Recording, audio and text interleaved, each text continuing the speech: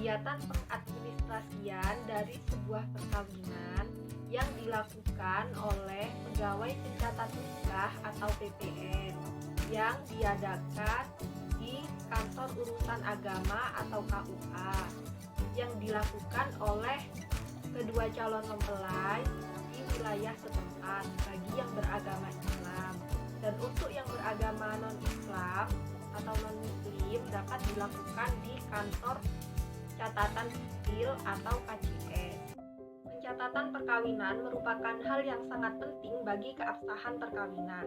Pencatatan perkawinan telah dijelaskan dalam Undang-Undang Perkawinan Nomor 11 Tahun 1974, Pasal 2 Ayat 1, yang menjelaskan bahwa suatu perkawinan dapat dikatakan sah apabila dilakukan menurut hukum masing-masing agamanya atau kepercayaannya itu. Dan menurut pasal 2 ayat 2 menjelaskan bahwa tiap-tiap perkawinan harus dicatatkan menurut undang-undang yang berlaku. Pernikahan yang dicatatkan akan memberikan kepastian hukum dan perlindungan bagi istri dan anak, serta memberikan jaminan perlindungan pada hak-hak tertentu seperti pada waris, perwalian, dan lain sebagainya. Kesalahan yang akan timbul jika perkawinan tidak dicatatkan, diantaranya yaitu 1. Ketika pencatatan perkawinan tidak dilaksanakan, kemudian mereka menikah dan mempunyai keturunan, mereka tidak akan mendapat identitas akta lahir karena perkawinan orang tuanya tidak dicatatkan. Yang kedua, mereka tidak akan mendapatkan layanan dokumen-dokumen penting, di mana dokumen-dokumen yang diberikan oleh negara sebagai wujud perlindungan hukum jika mereka telah mencatatkan perkawinan. Dokumen-dokumen tersebut antara lain yaitu kartu keluarga, akta kelahiran, KTP, paspor, asuransi, waris, kepentingan nasab, dan gaji pensiun.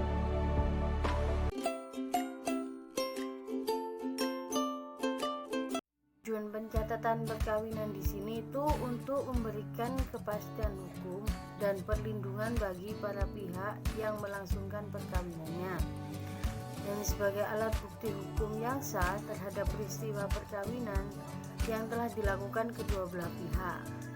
Kemudian adanya kepastian hukum pada gilirannya akan membantu proses terciptanya kehidupan rumah tangga yang sakinah, mawaddah, dan rahmah. Nah, mayoritas penduduk di Indonesia merupakan penganut agama Islam. Hal tersebut tentu mempunyai pengaruh yang sangat besar, yang sangat kuat terhadap pelaksanaan peristiwa di Indonesia. Nah, di mana suatu perkawinan itu dikatakan sah apabila memenuhi ketentuan agama tanpa harus dicatatkan. Praktek tersebut biasanya disebut dengan nikah siri. Lalu bagaimana nikah siri dipandang dalam hukum positif di Indonesia? Suatu perkawinan baru dapat dikatakan sebagai perkawinan yang sah apabila telah memenuhi syarat-syarat hukum masing-masing agama dan telah dicatatkan menurut perundang-undangan.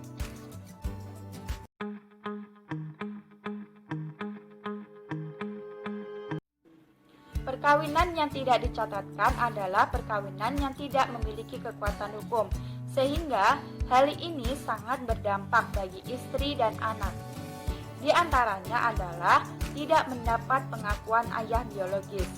Hal ini menyebabkan anak tidak bisa memiliki akte kelahiran, padahal akte kelahiran adalah bukti autentik untuk mendapatkan kepastian hukum. Ayah tidak berkewajiban menafkahi anak dan istri. Hal ini, anak tidak bisa menuntut kewajiban ayah kandungnya untuk membiayai kebutuhan hidup dan hal-hal lainnya.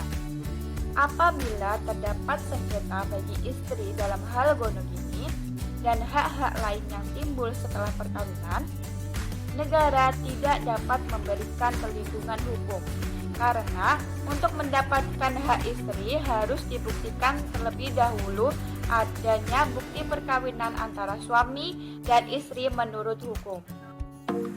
Oleh karena itu, jangan lupa untuk mencatatkan perkawinan Anda.